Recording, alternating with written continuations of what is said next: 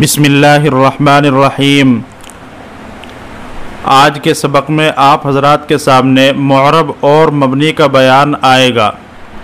मुअरब वह कलिमा है जिसका आखिर अवामिल के बदलने से बदलता रहे। अवामिल क्या होते हैं तो उनकी तफसील तो आप हजरात के सामने आगे आएगी, लेकिन आमिल किसे कहते हैं उसको समझ लीजिए। आमिल कहते हैं वह शे जिसकी वजह से मुअरब का आखिर बदलता हो। तो जिस शे की वजह से मुअरब का आखिर बदलता है उसको आमिल कहते हैं।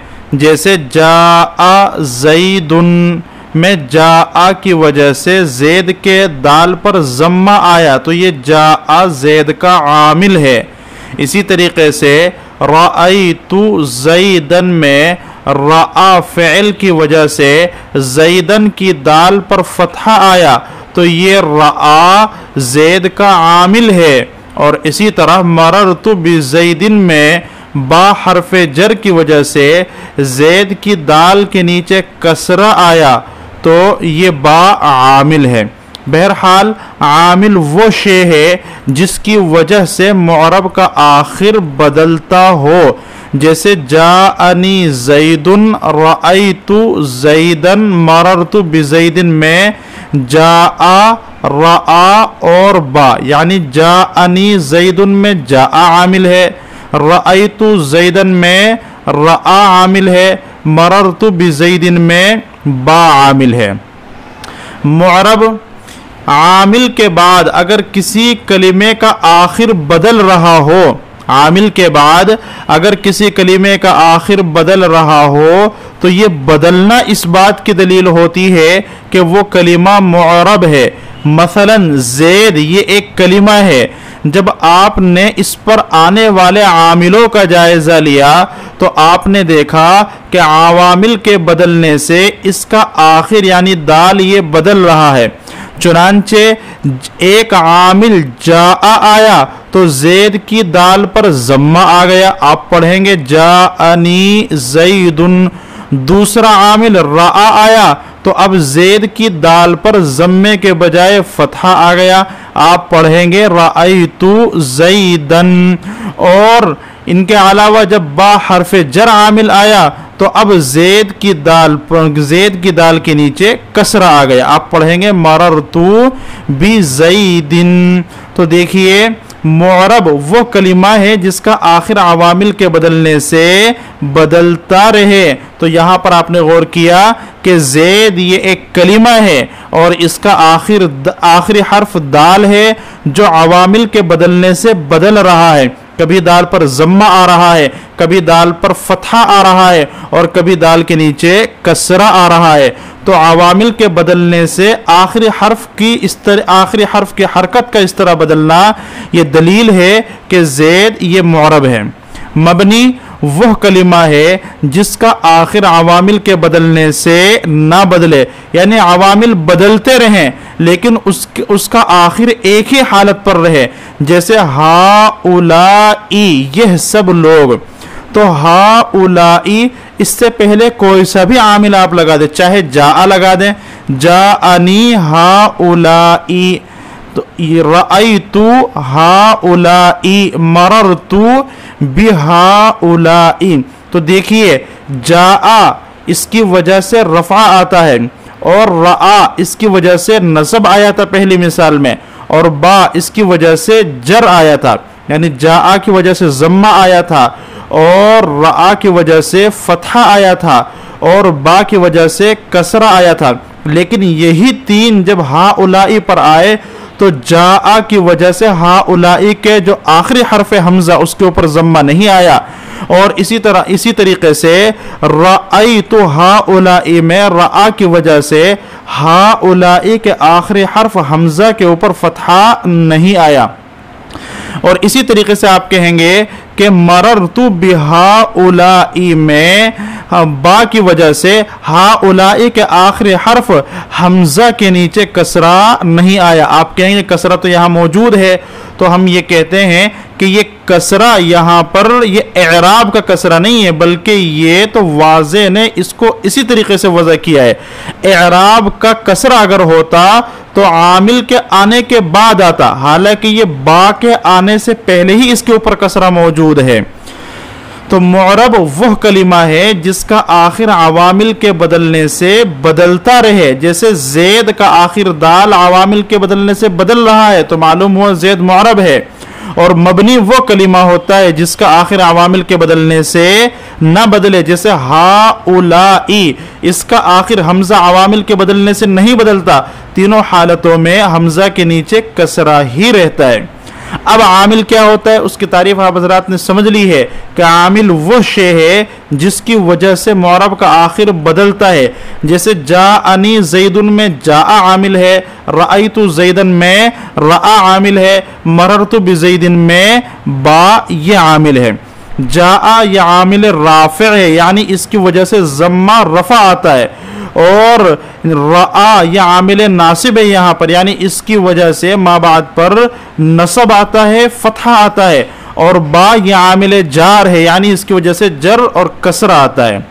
देखिए बिदा के कलिमात अरब बर्दो किस्म अस्त, जान लीजिए कि कलिमात अरब की दो किस्में हैं, मुअरब व मबनी। मुअरब और मबनी। मुअरब आनस्त के आखिरश व इख्तिलाफ अवामिल मुख्तलिफ शवद। मुअरब वह कलिमा है जिसका आखिर अवामिल के बदलने से बदलता रहे। चूँ ज़ैदुन, जैसे ज़ैदुन दर जाअनी ज़ैदुन व रअयतु ज़ैदन व मररतु बिज़ैदिन। जैसे जाअनी ज़ैदुन रअयतु ज़ैदन मररतु बिज़ैदिन में ज़ैद। तो ये ज़ैद ये मुअरब है। क्यों? जाअनी ज़ैदुन इस मिसाल में ज़ैद के ऊपर ज़म्मा आया, रअयतु ज़ैदन इस मिसाल में ज़ैद के ऊपर फतहा आया, मररतु बिज़ैदिन इस मिसाल में ज़ैद के नीचे कसरा आया। तो अवामिल के बदलने से चूंकि ज़ैद का आखिर बदल रहा है इसलिए ज़ैद मुअरब कहलाएगा। अब हर वो कलिमा के अवामिल के बदलने से जिसका आखिर बदले वो मुअरब कहलाएगा। मसलन ज़ैद को हटाकर आप ले लीजिए सालिम, तो आप कहेंगे जाअनी सालिमुन रअयतु सालिमन मररतु बिसालिमिन। अगर हम आपसे पूछें कि सालिम ये मुअरब है या मबनी, तो जवाब होगा मुअरब। क्यों? इसलिए कि आमिल के बदलने से इसका आखिर बदल रहा है। इसी तरीके से आप मुख्तलिफ मिसालें यहाँ पर फिट कर सकते हैं, लगा सकते हैं अपनी तरफ से। जाआ आमिल है। अब फरमाते हैं कि जाअनी ज़ैदुन में जाआ आमिल है और ज़ैद मुअरब है, ज़म्मा एराब है और दाल महल एराब है। आमिल की तारीफ आप हज़रात के सामने आ चुकी कि आमिल वो शे है जिसकी वजह से मुअरब का आखिर बदलता है। तो जाअनी ज़ैदुन में ज़ैद की दाल के ऊपर जो ज़म्मा आ रहा है वो ज़म्मा किसकी वजह से आ रहा है? जाआ की वजह से आ रहा है, तो ये जाआ आमिल कहलाएगा। रअयतु ज़ैदन में ज़ैद की दाल के ऊपर जो फतहा आ रहा है ये फतहा रआ की वजह से आ रहा है, तो रआ ये ज़ैदन का आमिल कहलाएगा। मररतु बिज़ैदिन में ज़ैद के नीचे जो कसरा आ रहा है वो बा हर्फ़े जर की वजह से आ रहा है, लिहाजा बा हर्फ़े जर ये ज़ैद का आमिल कहलाएगा। एराब किसे कहते हैं? एराब वो हरकत या हर्फ इल्लत साकिन है जिसके जरिए मुअरब का आखिर बदलता है। एराब वो हरकत या हर्फ इल्लत साकिन है जिसके जरिए मुअरब का आखिर बदलता है। जैसे जाअनी ज़ैदुन रअयतु ज़ैदन मररतु बिज़ैदिन में, देखो जाअनी ज़ैदुन में ज़ैद के आखिरी हर्फ दाल पर ज़म्मा आया तो ये ज़म्मा एराब है। रअयतु ज़ैदन में ज़ैद मुअरब के आखिरी हर्फ दाल पर फतहा आया तो ये फतहा यानी दो ज़बर यही एराब कहलाएंगे। और मररतु बिज़ैदिन में ज़ैद के नीचे कसरा आया तो ये कसरा ही एराब है। इसको इल्म नहव की इस्तिलाह में जर कहा जाता है। तो ज़म्मे को रफ़ा कहा जाता है और इसी तरीके से फतहे को नसब कहा जाता है और कसरे को जर कहा जाता है।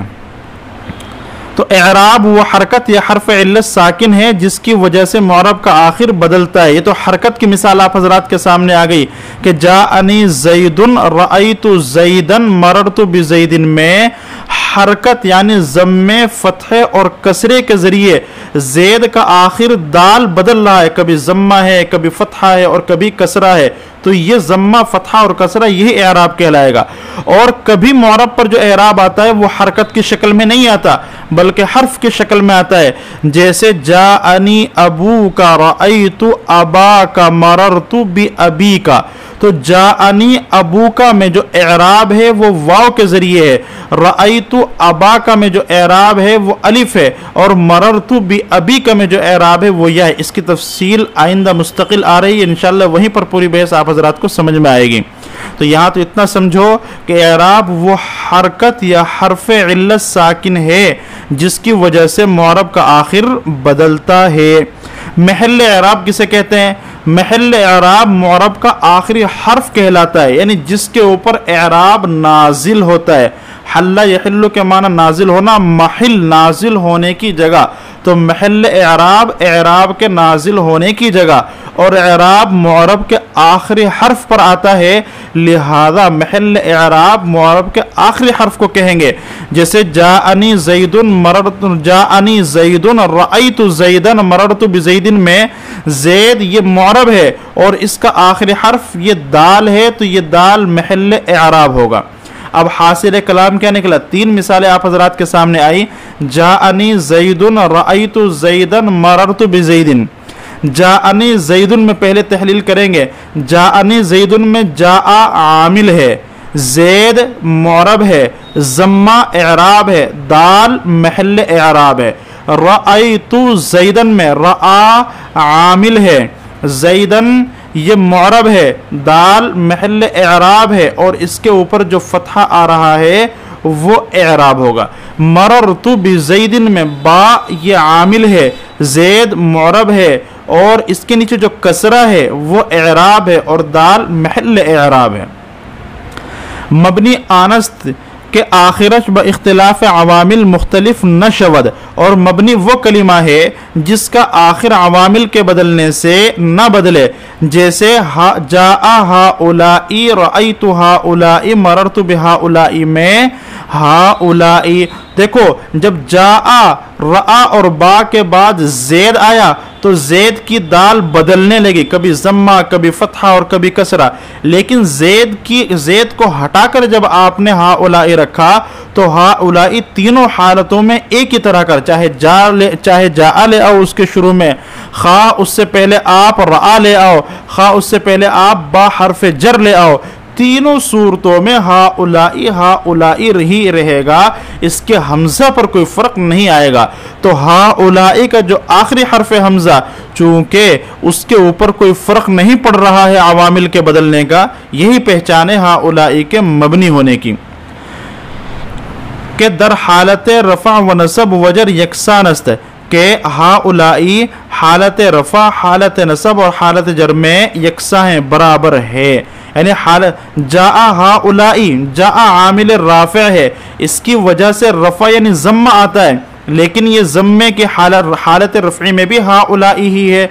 रअयतु हाउलाई, रआ ये आमिल नासिब है, इसकी वजह से इसके माँ बाद पर नसब यानी फतहा आता है, लेकिन रअयतु हाउलाई में हमजा फिर अपनी हालत पर बाकी रहा, इसके ऊपर नसब नहीं आया। इसी तरीके से मररतु बिहाउलाई में ये बा ये आमिल जार है, इसकी वजह से माँ बाद पर जर आता है, लेकिन हाउलाई पर जर नहीं आया, बल्कि जो ये आपको कसरा यानी एक जेर की जो तनवीन नजर आ रहा है आपको इसके नीचे, ये एराब नहीं है बल्कि ये इसकी हरकत है जो वाज़े ने वज़ा करते वक्त इसके नीचे रखी।